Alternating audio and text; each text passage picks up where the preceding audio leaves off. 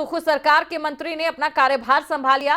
Cabinet मंत्री colonel Dhaniram Shandil ने अपना कार्यभार संभाला है। धनीराम शांडिल ने सचिवालय में अपना कार्यभार संभाला। कार्यभार संभालने के बाद धनीराम शांडिल ने कहा, जनता के भरोसे पर खरा उतरेंगे। तो बड़ी खबर आपको हम बता रहे हैं। उन्होंने कहा है कि जनता के भरोसे पर हम खरा उतरेंगे।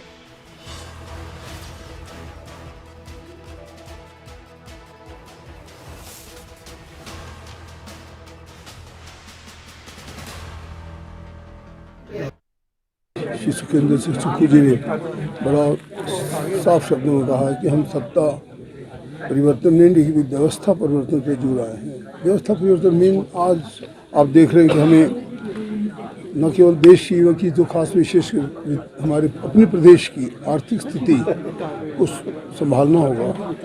यहाँ की जो महंगाई और खासकर बेरोजगारी से जो स्थिति उत्पन्न हुई है उसको फेस करने के लिए, कॉम्बैट करने के लिए और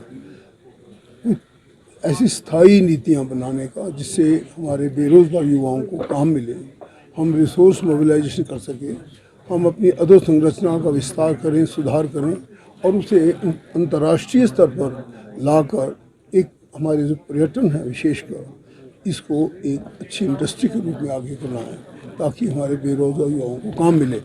इस प्रकार से हम न केवल अपने घोषणा पत्र के जो दिए वादे पूरे करें बल्कि इसके बियॉन्ड जाकर यहाँ की जो आर्थिक स्थिति है उसमें सुधार करें, ऐसा मेरा मानना है। तो देखिए, अब मंत्रियों ने कार्यभार संभालना शुरू कर दिया है और शिमला से हमारे ब्यूरो प्रदीप हमारे साथ बने हुए हैं। देखिए, लगातार आश्वासन ये दिया जा रहा है, भरोसा ये दिया जा रहा है कि जनता की उम्मीदों पर खरा उतरेंगे। लेकिन प्रदीप, पहली कैबिनेट बैठक में साफ हो जाएगा, हालांकि कहना जल्दबाजी होगी लेकिन मंशा जरूर साफ हो जाएगी।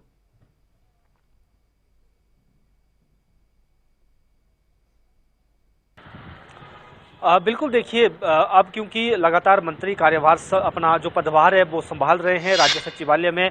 बीते दिनों भी अगर हम बात करें पिछले एक दो दिन में उसमें विक्रमादित्य सिंह ने भी कार्यभार संभाला और आज की बात करें तो 3 मंत्रियों ने कार्यभार संभाला है। कर्नल धनीराम शांडिल है, हर्षवर्धन चौहान है और चौधरी चंद्र कुमार। तो इन 3 मंत्रियों ने आज कार्यभार संभाला है राज्य सचिवालय में। और इसमें जिस तरह से जब मंत्रियों ने कार्यभार संभाला और उनसे ये पूछा भी गया कि अब चुनौतियां क्या हैं आपके पास, आगे कैसे बढ़ेंगे, सरकार तो सत्ता में आ गई है, 10 गारंटियां भी देनी है, पहली कैबिनेट का भी इंतजार है, तो जरूर कहीं ना कहीं पिछली सरकार को कोसते नजर आए यहाँ पर सभी मंत्री। और खासतौर पर अगर हर्षवर्धन चौहान की बात करें तो उन्होंने सीधे सीधे पूर्व की भाजपा सरकार पर आरोप लगाया कि प्रदेश को कंगाल बनाकर जो है छोड़ा है और अभी हमारी स्थिति यह है कि रूटीन की जो फंक्शनिंग भी हमने करनी है उसके लिए भी हमें वित्तीय संकट इस वक्त झेलना पड़ रहा है। और जनवरी, फरवरी और मार्च 3 महीने हैं, इन 3 महीनों के लिए हमें हर महीने 1,000 करोड़ रुपए का कर्ज लेना पड़ रहा है,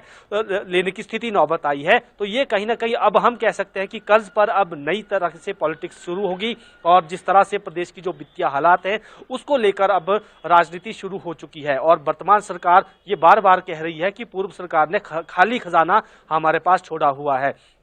तो ये बयान जो है अब पदभार ग्रहण करने के बाद मंत्रियों के यहाँ पर सामने आ रहे हैं और चुनौती जरूर है मंत्रियों के पास, सरकार के पास, सुखविंदर सिंह सुक्खू सरकार के पास चुनौतियां बहुत ज्यादा हैं क्योंकि प्रदेश के वित्तीय हालात उतने अच्छे नहीं हैं और जो वित्तीय संसाधन है, रिसोर्स मोबिलाइजेशन है, आय के संसाधन बढ़ाने हैं, उसके लिए एक रोड मैप होना चाहिए, तभी प्रदेश को आगे बढ़ाया जा सकता है। और उसके साथ साथ जो वायदे किए गए हैं राज्य सरकार की तरफ से उसमें भी बहुत सारा पैसा उसमें लगना है, चाहे वो ओल्ड पेंशन स्कीम की बात हो, चाहे महिलाओं को 1500 महीना देने की बात हो, 1 लाख सरकारी क्षेत्र में रोजगार की बात हुई है, रोजगार सृजन करना है, उसके लिए पैसा चाहिए, सैलरी चाहिए। क्योंकि अभी भी जो 3 महीने का कर्जा राज्य सरकार ने उठाना है वो केवल कर्मचारियों की सैलरी देने के लिए और जो पेंडिंग उनके अलाउंसेज हैं, कोई डीए अभी तक नहीं दिया जा चुका है। केंद्र ने 2 बार कर्मचारियों को डीए दिया, हिमाचल में अभी तक 1 बार भी कर्मचारियों को डीए नहीं दिया गया है, वो भी आपको देना पड़ेगा। 25 जनवरी को हिमाचल प्रदेश का